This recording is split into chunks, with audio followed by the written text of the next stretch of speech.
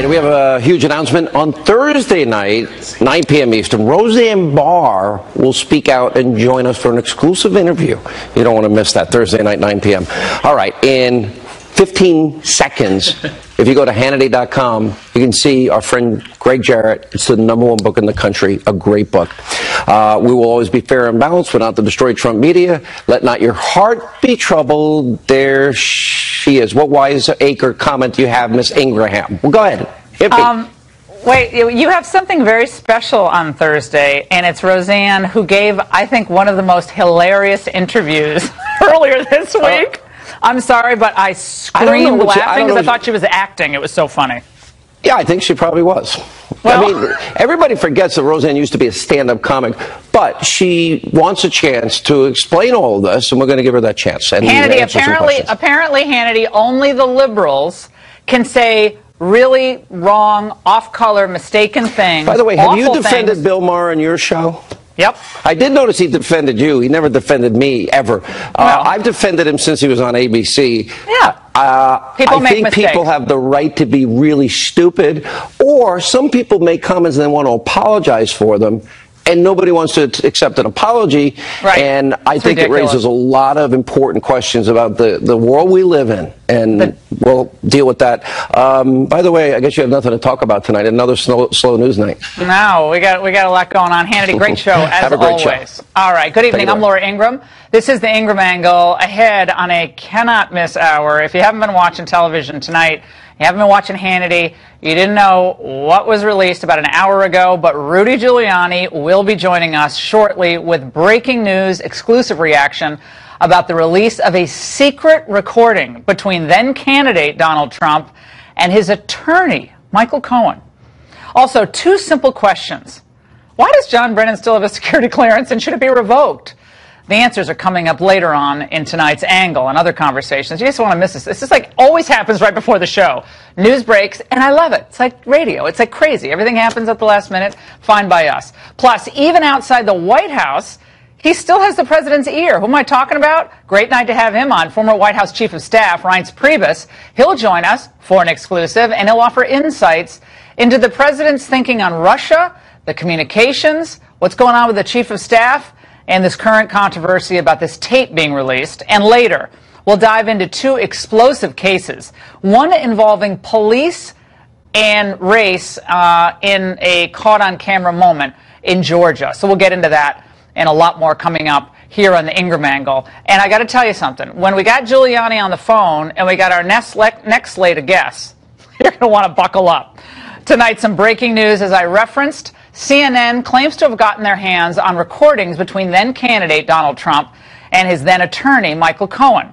Now, the tapes were provided by Cohen's now current lawyer, Lanny Davis. Remember, he used to be out there, and Lanny's an old friend, but he was out there defending Bill Clinton not too long ago, and long known for his vituperative and steadfast defense of all things Clinton. Here's a little piece that CNN played, and it must be stressed that we at Fox News have not confirmed the authenticity of these tapes. I need to open up a company for the transfer of all of that info regarding our friend David, so that I'm going to do that right away. I've actually come up and I've spoken to Alan Weisselberg about how to set the whole thing up with funding. Yes. And it's all the stuff, because you never know where that company, you never know what he's going to be. Correct. So I'm all over that, and I spoke to Alan about it when it comes time for the financing, which will be. Listen, what financing? We'll have to pay you. So no. I got no.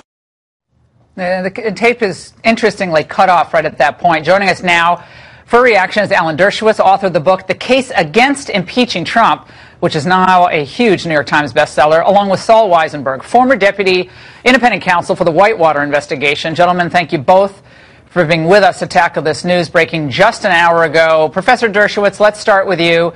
We're all lawyers, and there's something that sends a chill down my spine, up my spine, about hearing a conversation between an attorney and a client. I don't care what the government's threatening you with, what the prosecutors are threatening you with, but to hear a private conversation played between the two on national television, it's like I have no words. But I guess they waived the privilege, right, Alan? I mean, that was the decision that the Trump legal team made.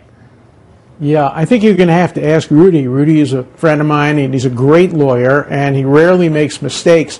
But you have to ask him why he waived the privilege about that conversation. The conversation is a natural one. I've had it with clients dozens of times. The client suggests something. If the tape is accurate and if what Lanny says is on it, the client suggests maybe cash, and the lawyer says no, and the client says fine, we'll do it by check. That's what lawyer-client conversations are supposed to be about, a back and forth where the client suggests something, the lawyer says something else, and the client generally listens to the lawyer. But the big picture is, A, there's nothing on the tape that suggests any kind of crime. B, what is strongly suggested by the prior interview by Lanny Davis is that Cohen has made his decision. He's going to cooperate with the prosecutors. He's going to flip. He's going to try to get immunity, and he's going to testify against Donald Trump. Whether he has anything to say that's incriminating is a real question, and whether, even if he does, he's allowed to say it. Because remember, Giuliani didn't waive other privileges, just that tape. And even if he has something that might be incriminating, no evidence that he does, he can't reveal it unless it's a violation of the lawyer-client privilege or waived if it's lawyer-client privilege material. So those, I think, are the big picture items. So what is the potential jeopardy, if any, that this tape poses to the President of the United States? And again, so people understand this, it's hard to hear this tape. It's a little bit unintelligible. We're going to talk to Giuliani exclusively in just a few moments. But their impression is that what the President said is no cash. And Cohen says, no. And Trump then says, you can hear him say, a check. So he could be, again, maybe we can make this tape clearer, but right now it's unclear what he said, but could the president have been saying, then candidate saying, we want a paper trail here? I don't know, but it doesn't matter what he's saying, Laura, in terms of your question. I agree completely with Professor Dershowitz. There's no indication of a crime here. Now, it may end up establishing that President Trump lied, which is certainly a serious matter. I understand that he said he didn't know anything about the payment by the parent company of National Enquirer, but that's very different as to whether or not there was a crime. I see nothing resembling that. I do think it's shocking, irrespective of whether it was wise or prudent to waive the privilege, really shocking for a lawyer to be taping a conversation with a client, whether it's privileged or not. It's certainly confidential client information. I'm not sure that Cohen has definitively made the decision to flip, and the only reason I say that is because by doing and taking the actions publicly that he is taking, it seems to me that he might be making a last-ditch effort for a pardon. I see no other reason for it, because if he wants to do a deal and to flip, typically the prosecutors don't want you going out and talking on national TV. So it's a bit of a mystery to me. Well, and we keep hearing that from Michael Avenatti, who seems to have, divinely discovered that there are more than one or two tapes. You hear him on TV. It's like there are many tapes, and everyone will see. This is all horrible stuff about to come out. That's what you get from him. But Professor Dershowitz, there doesn't seem to be any transaction that actually took place here, correct? So whether the president misspoke or misrepresented things on Air Force One when he referenced not knowing about the transaction, there was no transaction here ultimately. Does that have any relevance? That's right. So, yeah, there's no crime. This couldn't be an attempt or a conspiracy, because in the end he says pay by check. But the whole context of the conversation would seem to undercut the cash analysis. The context of the conversation is, let's create a legal form. Let's create a corporation. Let's not leave it up to one person. When you create a corporation, you create records. Corporations don't pay by cash. Corporations almost always pay by check or by wire and leave a paper trail. So if, in fact, the president did say, and it's very hard to hear, pay cash, that seems very much out of context of the conversation. The other thing is the tape ends very abruptly, which could suggest that there's more on the tape that's exculpatory, but that Cohen either has kept that as leverage or maybe erased it because maybe he doesn't look so good on it. But ending the tape abruptly the way this one ends is suspicious. And when you get forensic experts coming in, they can tell you whether it was cut off, whether the phone stopped, whether I think this was an in-person conversation, but we're not positive. But it could tell you a lot more. I think this tape has to be subjected to forensic analysis. Look, I had a case just like this 40 years ago, where the issue is whether the policeman said it's done on wiretaps or it's not on wiretaps, and eventually the forensics proved that we were right and we won the case. Yeah, I think all of us back in the makeup room were listening to this like 15 times, and none of us could figure out what was said. Okay, I want you both to stay right there, because joining us now on the phone is Rudy Giuliani, personal attorney for President Trump, speaking with us exclusively after the release of this recording. Mayor Giuliani, thank you so much for checking in with us tonight. First of all, your reaction to this tape's release. Well, I think it's, first of all, the major point is it's outrageous that someone would tape his client surreptitiously. And number two, it's also foolhardy for them to try to kind of yell and scream and make believe what's on the tape. I agree with you, the tape is a little bit hard to hear, but I assure you that we listened to it numerous times. And the transcript makes it quite clear at the end that President Trump says, quote, "Don't pay with cash." Cohen then interrupts and says, no, I got it. And then you hear distinctly, if you're careful and you slow it down, check. And then Cohen follows with no, and then quickly cuts off the tape, which indicates exactly what President Dershowitz was saying, that Cohen doesn't want the rest recorded because it was too exculpatory from the point of view of the president. Rudy, also, go ahead. There's no way the president is going to be talking about setting up a corporation and then using cash, unless you're a complete idiot, and the president's not an idiot. Rudy, there's a moment tonight on CNN where Lonnie Davis, he kept saying, well, we're showing you that what Giuliani claimed, that Michael Cohen was the one who brought up the issue of cash, not his client, Donald Trump. We're showing you with this tape that it was Trump who brought it up. So he seemed to say that the release of the tape, Rudy, was because of you and what you said. Well, the fact is that the president does bring up cash, but he says, don't pay with cash. Right? And then Cohen says, no. And the president says, check. And then Cohen says, I got it. The point is the president wants the transaction to be memorialized. Rudy, there's some concern about the decision to waive privilege in this case. A lot of legal commentators, we just talked to Dershowitz and Saul Weisenberg. That's all well and good. That's all well and good for them to say that, but the reality is that the tape was leaked. Not by us. Nobody believes that. Last week we were treated to how we leaked it, which Jay and I were laughing about, Jay Sekulow. This was leaked on us with a very, very scurrilous description of what was on this tape, probably by the same people who were lying on CNN. And we had to correct the record. So we have no problem making this limited release because it is corroborative of the president's statement. Now, so are you still maintaining then tonight that the recording that was released this evening is 100% exculpatory toward the president and his previous statements about this? I think your two guests just said that. There's no indication of any crime being committed on this tape, and that is absolutely right. So that's why we... Go ahead. Go ahead. Now, you know what the left is going to say, you know what they do, they've been doing it for months, that the president gave the impression that he didn't know about any of these transactions, that this might have been happening, but he didn't know about them. Comment on Air Force One.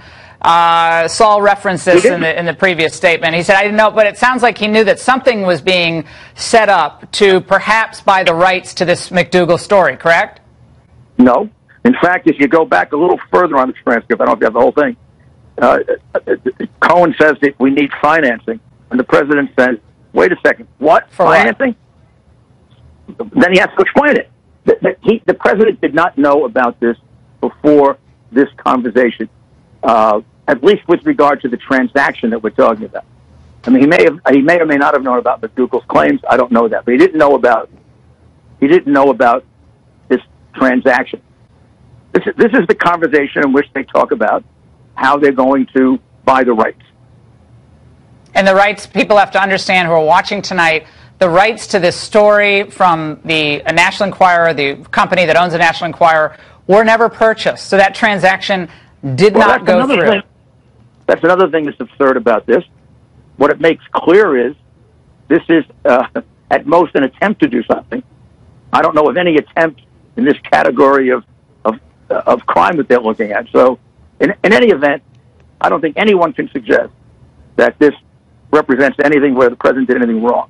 And that's the reason why we waived it. Would we have put it out had it not been leaked? No, we would not have put it out had it not been leaked. But it was being leaked through the New York Times under very, very false, with false statements being made about it, which even are worse than the ones you're hearing now. Were you given a heads up, Rudy, that this was coming out tonight at all, or was this a surprise to you? Yes, we found out at 6 o'clock this afternoon. And look, we've been over the tape over the weekend about 5 times. What I urge people to do is just go online, listen to your broadcast. You play the tape, play it 3 times. The 3rd time you play it, it'll become clear. I've done tapes even longer than Alan Dershowitz. How about 4,000 hours of mafia people on tapes? I know how to listen to them. I know how to transcribe them. This tape is crystal clear when you listen to it. I've dealt with much worse tapes than this. Are you concerned that there are other recordings out there between Cohen and the president? As a lawyer, as someone who's dealt with people who've been in a lot of trouble before, just like you have, Rudy, the idea of a lawyer taping a client is it takes your breath away. But you know, are there other tapes that you're aware of? Well, will you seek to release them yourself? Today, someone was leaking from, I'm sure their side, it can't be ours, that there were 12 tapes of Cohen with the president. May have been Avenatti, somebody else. Don't quote me on that. He's leaked things like there are a lot more tapes with the president. And Dershowitz yesterday asked him how, because it would be illegal for him to have that information and unethical. But in any event, there are no other tapes with the president. We have all the tapes in our possession. We have transcripts of all of them. We're comfortable with them, and there are no others. Now, Rudy, you've known Lanny Davis a long time, and look, I've known him going back 20 years during the Clinton saga. Do you have any thoughts about his decision to represent Michael Cohen, given his long ties to the Clintons? No, not at all. I don't have any concerns about that. He's a lawyer. He has a right to represent who he wants, and Michael has a right. I question the strategy of doing this, of trying to make a tape say what it doesn't say, or of putting out a tape in which you're kind of proud of the fact that you're a lawyer taping your client, and then thinking you could cooperate with the government. You know, to cooperate with the government, you got to have credibility. First thing that happens is this guy's going to be disbarred. I mean, it's ridiculous. He's a pariah to the legal profession. There was a moment tonight on CNN, I'm going to play it for you, Rudy, where Chris Cuomo actually asks about this recording and whether it might taint the entire substance of it. Let's watch. Listen. This recording could be argued to be fruit of the poisonous tree, that as counsel, Michael Cohen shouldn't have been recording his counsel, his client, then Donald J. Trump, now President Trump. How do you get past that this whole thing can't look good for Cohen because he should have never done it? Well, I'm not going to shift the topic. It's up to Mr. Cohen to explain why he was taping. So he didn't want to go into that. This is great. When have I ever said it's up to the president to explain? That's his lawyer on being interviewed by Cuomo, and he throws the ball to his client. I mean, this is crazy representation. Have you ever heard of anything like this?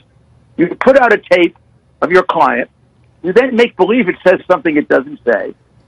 Believe me, there were 3 other versions of this before we got to this one that were even worse. And the transcript belies it. If you analyze it, have the patience to analyze it, and don't become frenetic about it. And now he's saying, "Well, you give the ball to my client."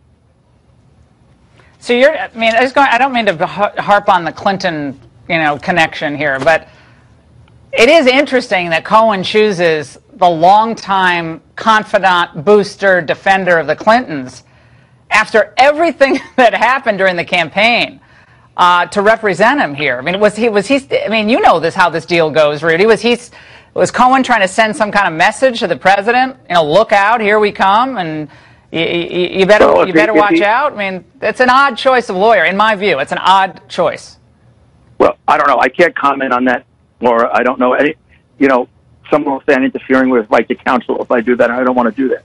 And I just questioned the whole tactic and Lanny's comment tonight, shifting the thing to Cohen and sort of throwing him on the bus.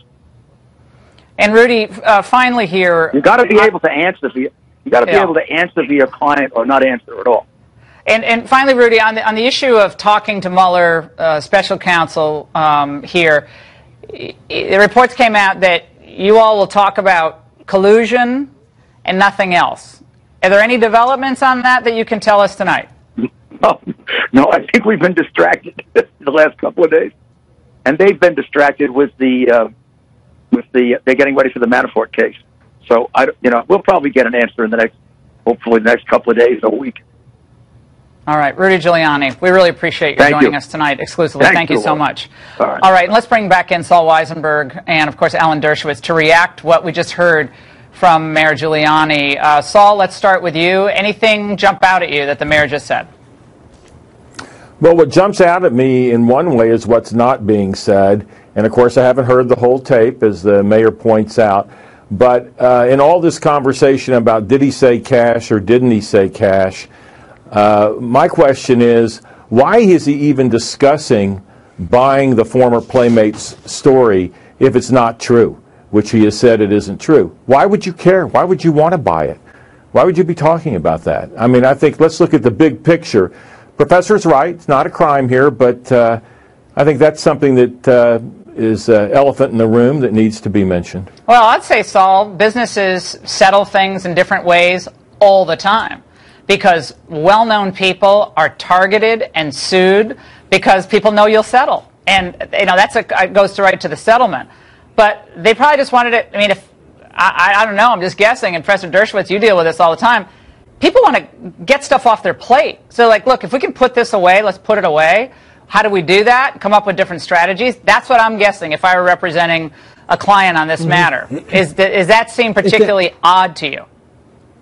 No, it sounds very plausible, especially since they did seem to use the word plural, that perhaps what the president and Cohen were discussing is in the run-up to the election, there were probably going to be lots of people who will come and demand cash in order not to embarrass the president just before the election, and they were discussing how to set up a corporation to make payments if necessary to keep it from influencing the election. That happens all the time, and I don't think you can infer guilt from payment of money. Look, I think the tape is ambiguous. I think Rudy Giuliani did a good job on your show in explaining it. I think we have a better sense now hearing Lanny Davis on CNN and hearing Rudy Giuliani on this show. And I think there are a few conclusions that we can reach. Number one, there's no crime. I think everybody now acknowledges this doesn't provide evidence of a crime.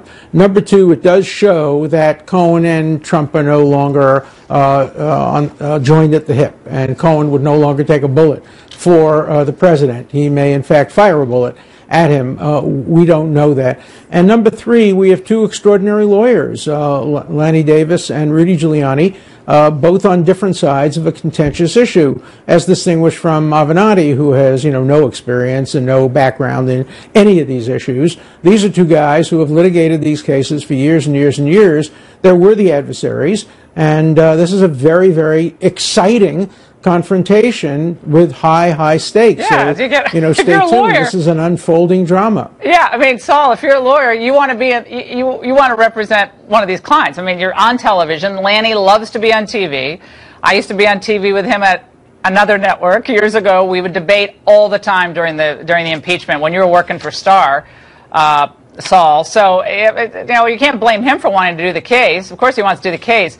But my question is, what's the there? I mean, is a campaign finance violation or a conspiracy to thwart campaign finance laws? I mean, I heard that theory floated on another network tonight. And I'm thinking, okay, how are you getting from A to B to C in that analysis? And maybe you two are a lot smarter than I am, but I can't get there. Saul.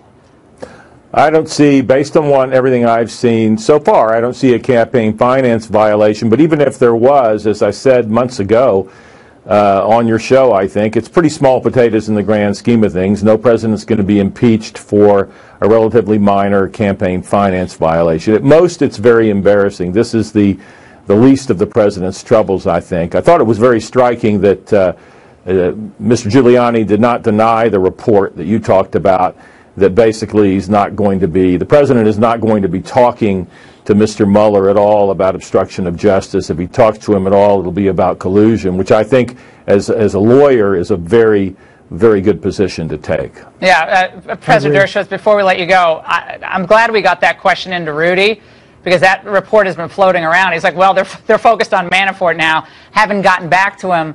But I get the sense that, what does Mueller do at that point? Then it's a game of chicken, right? Are you going to try to subpoena me? Are we going to fight the constitutionality of that? Where do we go?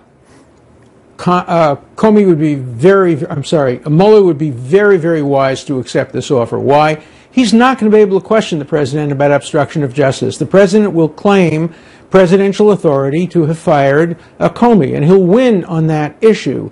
And so, really, if he's getting an opportunity to sit down with the president and discuss and ask him questions about Russia and alleged collusion, he's probably getting all he would ever get after litigation. So my prediction here is that if Mueller is smart, and I think he is, he will accept this offer and have an opportunity to put hard questions to him, and perhaps expect to spring a couple of perjury traps on him, which is why, if I were Giuliani, I'd be a little wary about having the president sit down unless the questions were scripted and the answers could be scripted in advance and the president wouldn't go off script. All of those are unlikely events, knowing this president and knowing this situation. All right, we're going to have you both back. I couldn't agree more. We're going to have you both back later after the extensive voice analysis. They'll bring in the experts to analyze the tape. What was it? You know that's going to happen. They'll be all over the place tomorrow. But what a great night to have you both on. We really, really appreciate it. So thanks so much for spending so much time with us. And coming up, former White House Chief of Staff Reince Priebus will be here, another great guest for a breaking news night. Of course, former White House Chief of Staff. He's going to discuss White House communications, the midterms, and this breaking news tonight. Stay there. All right, they all claim to know the motives behind President Trump's statements, the media, politicians, the intel community. But nobody knows what the president's thinking more than his closest aides, even some who are no longer inhabiting the White House. And that includes an old friend, former White House Chief of Staff Reince Priebus, who was the first person the president called after the Helsinki summit. Call me. Joining us now, Reince Priebus. Great to have you on tonight. How are you, man? Great to see you, too. Stranger. I was out for a couple of weeks with the family. Yeah, nice. Enjoying something I haven't been able to do for many, many years. Yeah, it's called a vacation. A little rest. Right. Well, you don't get any rest. No rest for the weary tonight. No, Reaction. What a night I picked to come I know. on So your Reince show. is like trying to get out the back door. But come back. So what's your reaction? You heard the segment with Rudy and Saul and Dershowitz. Yeah. Well, I haven't heard the tape, but what I have done is I looked at the story from CNN on their own website. And even in their own story, they're sort of equivocating back and forth as to what the president said or didn't say, and it's not really clear what he said or didn't say. Look, I think Saul at the end on your last segment had it sort of right. At the very worst, it might be embarrassing, but it's not illegal. One thing I have learned from being out of the sort of spotlight and the daily grind is that when you go back to Wisconsin and Michigan and Ohio, it's not just a talking point, it is just the absolute truth. I have not found a single person who is swayed by any of these stories, which is a massive financial boon to, no offense, but the cable news, right. and especially a couple other networks. So it's not moving America. The president was at 37% on election day when he won. He's at, if you believe the worst poll, at 45 today. And so what people really focus in on is where's the economy, and isn't it great that we're at projected potentially 4% growth of GDP under Donald Trump. That's really what matters. How many well-known people do you know who have dealt with people who make allegations, sue them? I don't know. Who knows what happened? I don't know what happened. But I do know when you're well-known, you're a target. You know, and you were a target in other ways, but you're a target. And a lot of people are like, I don't want to deal with this, or maybe I made a mistake. And get this off the table. Well, just I because someone settles a case doesn't mean they're guilty. Well, it happens all the time. Corporate America, cost of doing business. Well, now as you're a lawyer, I've been a lawyer for 20 years. I was a litigator for most of that time. I've settled a lot of cases where clients said, you know, this is BS. I can't believe we're settling it.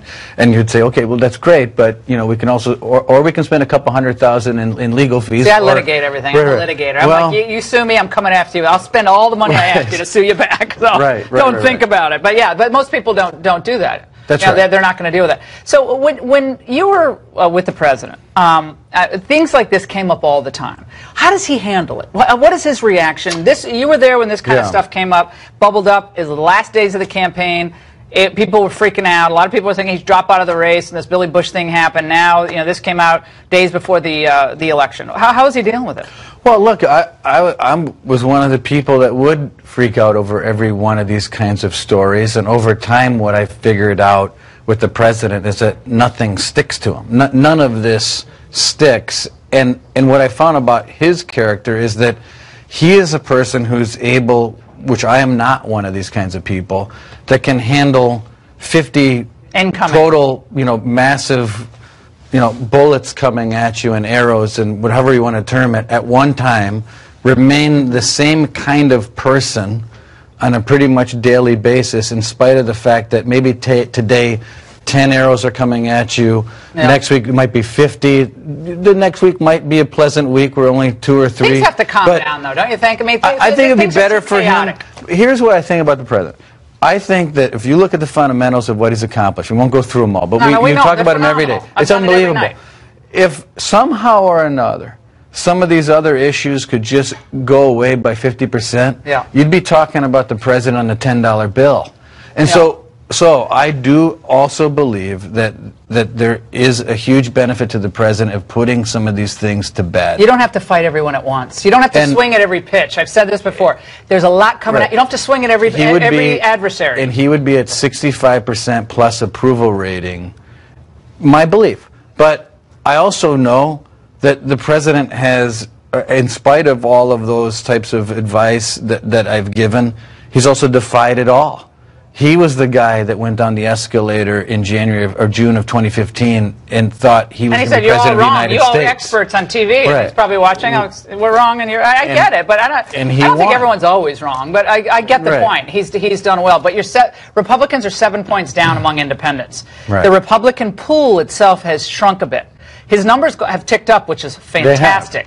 But you need those independents, you need those suburban, and they want things to calm down, do they not? In moderate House districts, that is true. So what do you do? If you're advising the president, he calls you, what do you say? Mr. President? Look, well, for one thing, I would not have advised him to say that he misspoke in Helsinki. I would have probably advised him to do what I think, I'm just guessing, what's in his head, which is, look, people, I'm trying to get along with somebody here, and you might not agree with every single approach I'm taking, but I'm doing my best to get along with a person that it has been difficult for us to get along with, and I'm trying a different angle here, and that's what I'm doing. And just be straight about it and move forward, not to claim they're all in the situation room. Because I think the rest of it was Armageddon if he was wanted to have a better relationship with because the rest of the country, outside of here and outside of New York, isn't really paying attention that much. No. And so to compromise, I think, what you actually believed in order to get. So you're saying he didn't misspeak?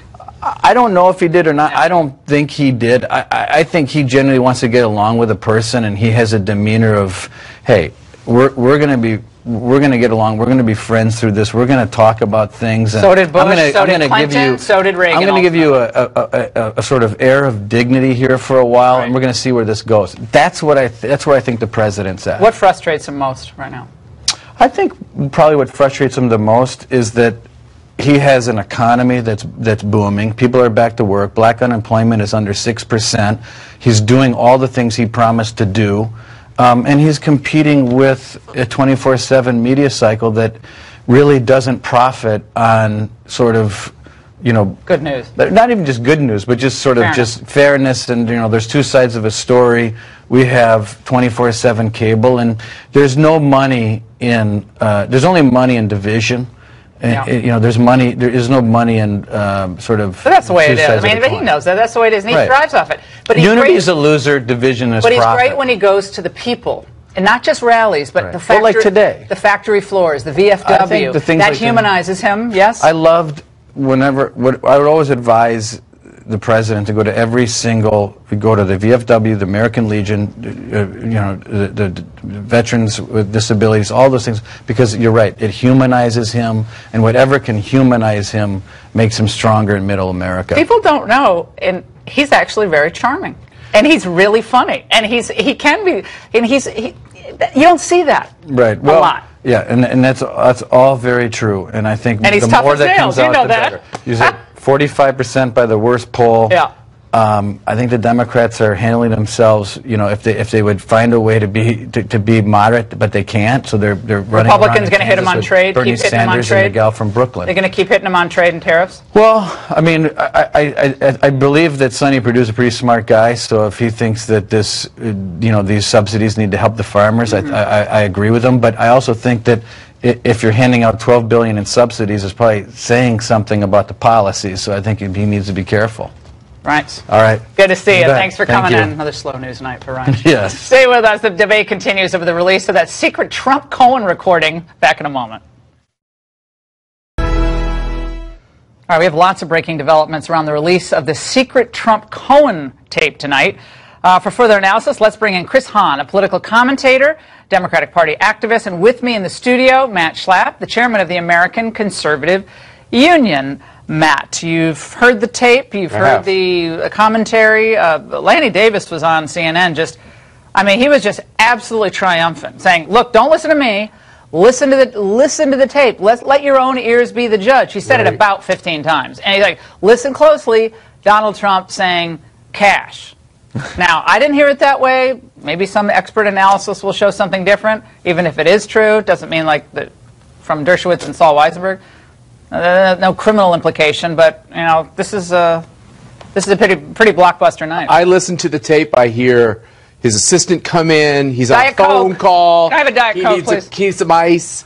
Then he's talking to Cohen, so it's a little it's kind of like not clear. But I would just say it seems like we're in the same spot we always were, which Donald Trump lived a very extravagant life in many ways, and everybody knew it because it was on the tabloid press in New York every night of the week. So the idea that this is a replay to some more detail about that life, I don't know how that's instructive on what's going on in the country today. I think in most voters, I think they'd come to the same conclusion. Chris Hahn, your reaction from the news tonight.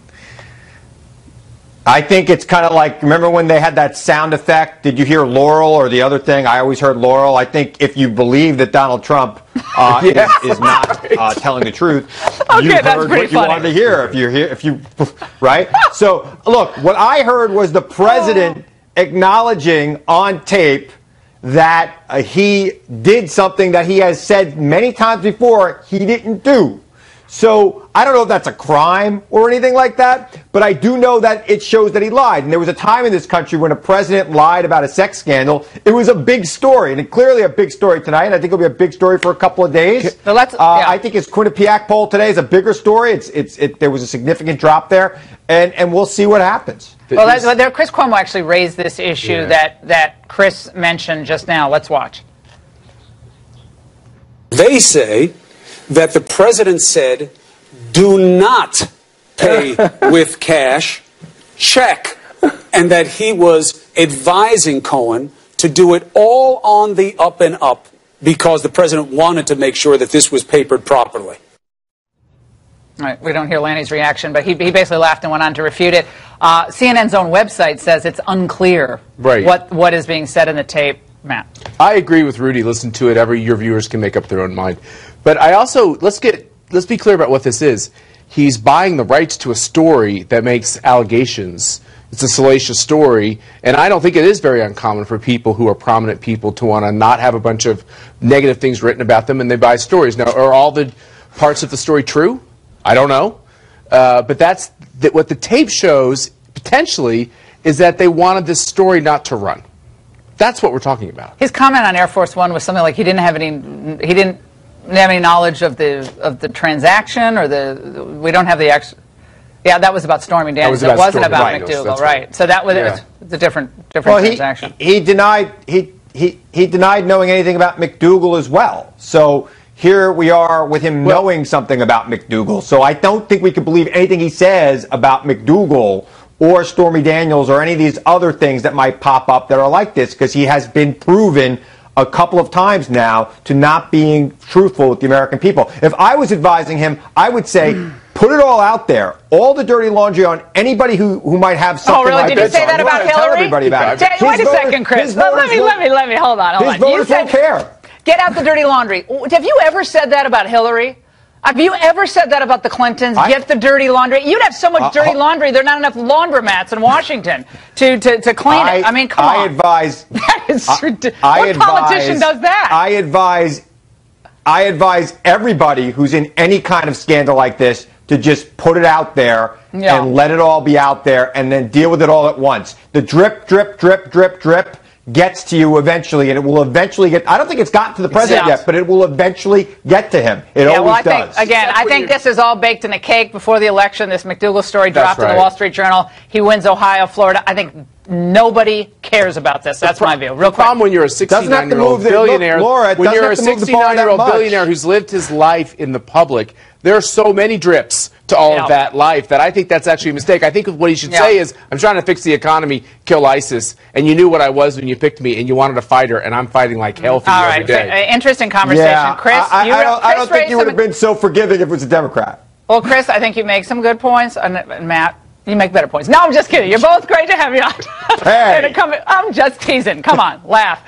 Does providing permanent security clearance to someone like John Brennan, speaking of a topic I think is interesting, is that the public goods being served? Tonight's angle coming up. The clearance threat of John Brennan. That's the focus of tonight's angle. The media have been in a fit of apoplexy after the White House press secretary Sarah Sanders announced yesterday that the president is considering revoking security clearances from certain Obama-era intel officials, along with one from the Bush administration. It's political. I mean, it's entirely political. It's punishing your critics. They're just attempting to now, gaslight and distract from something else. I think it's very, very dangerous undermining of the intelligence community and almost the creation of an enemies list. This is not a small thing to have a president suggesting retribution for political criticism in this way. It reminds me, David Ignatius, of what happened with Erdogan after he took control in Turkey. Who did he go after first? He went after the generals. What a buffoon. I'm sorry. Erdogan. All right, Joe. Hey, here's how NBC Nightly News led their broadcast last night.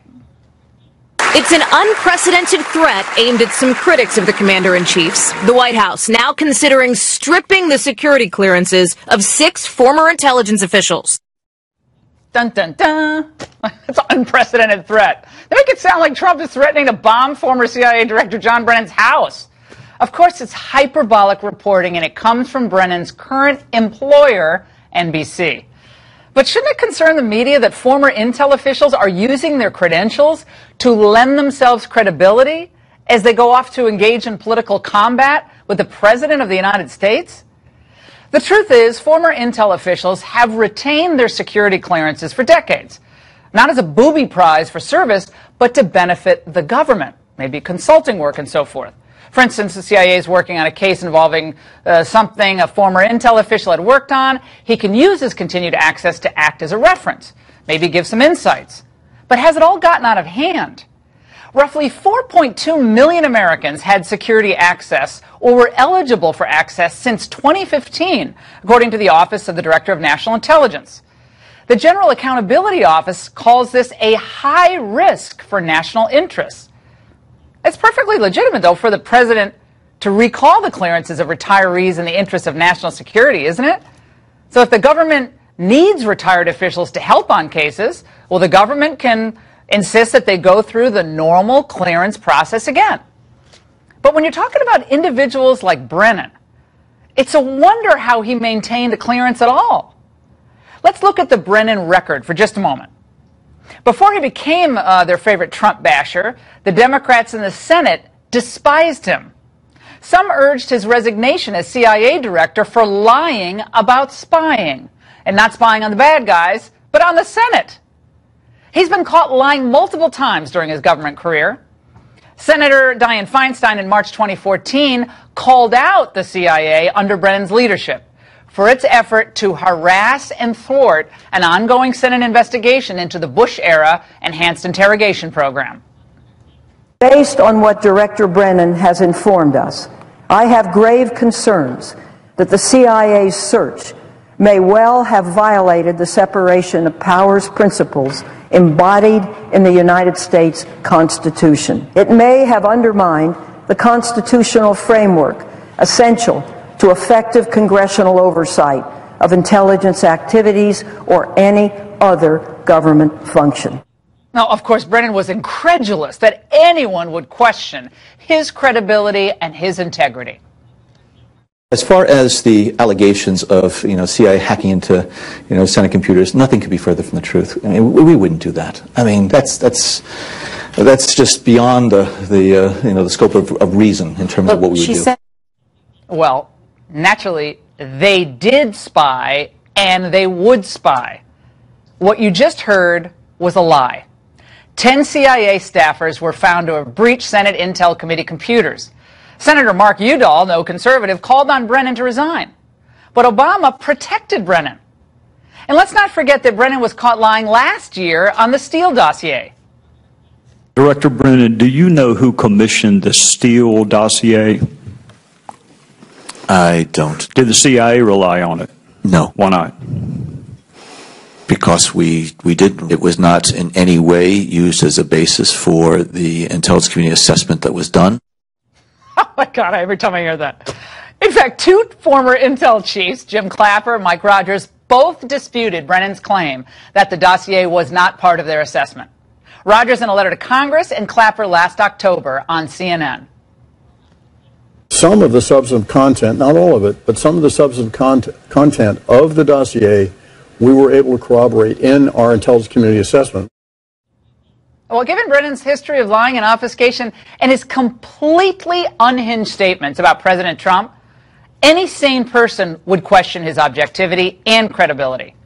Trump is right, 100%, to be skeptical of Brennan and to call him out on his misinformation campaign. As the Wall Street Journal's Kimberly Strassel noted last week, Brennan has been bragging that it was he who started the ball rolling on this entire Russian collusion narrative. I encountered and am aware of information and intelligence that revealed contacts and interactions between Russian officials and U.S. persons involved in the Trump campaign that I was concerned about. I know that there was a sufficient basis of information and intelligence that required further investigation by the Bureau to determine whether or not U.S. persons were actively conspiring, colluding with Russian officials. Well, even if you're not wild about everything Trump has done, as David Harsanyi wrote in The Federalist back in March, John Brennan shouldn't be lecturing Americans. He should be the focus of a congressional inquiry. He should be put under oath. And it looks like that may finally be coming. Well, we have lots of questions for John Brennan, and he will definitely be sought by the committees for an interview. This is an extremely disturbing thing to see both he and James Comey, supposedly impartial government officials carrying out their jobs in very important areas in intelligence gathering and law enforcement, express the kind of extreme bias that they've shown now, which I think reflects quite accurately on what they were doing back in 2016. Well, the idea that we should continue to allow John Brennan and other deep state partisans to use their security clearances to validate their political attacks is sheer madness. To do so is to allow them to further disgrace the agencies they've already tarnished through their biased actions. And that's the angle. Joining us now with a reaction is former CIA operative Mike Baker. Mike, your reaction: Brennan and his pals and the other networks are saying Trump has created an enemies list. Your reaction? Yeah, well, first of all, really interesting. You packed a lot of information into that angle. Second of all, top line, look, what day is it of the week? It's Tuesday. We started out with Russia. We went to Iran. Then we went to the clearances issue. Then we went to the tapes. I mean, this is the speed with which we move through things is incredible. With this, you pointed out several important issues. First of all, people are stunned and amazed that John Brennan and others would have these clearances. They don't understand the world of clearances. Look, retaining your clearances once you leave the government is your currency in Washington. There's a cottage industry here. And I'm not going to make a lot of friends by talking about this, but there's a cottage industry of keeping your clearances and moving to the commercial sector. Clearances are kept by senior officials, typically, up till now and in the past, as a courtesy. And the idea being that you can talk to the people that then take your position and provide it. But what the left, what the resistance are talking about, they're suddenly the protectors of national security. I think we've reached a strange, surreal point. But they're saying, look, Trump is now threatening national security by talking about pulling Brennan's clearances, by talking about pulling Susan Rice's clearances, because they won't be able to talk to. Okay, in what world do you imagine the current administration would call Susan Rice or John Brennan and say, we need to talk and get your insight on something? All right, Mike, stay there. Sure. We're going to keep you for final thoughts coming up. Stay there.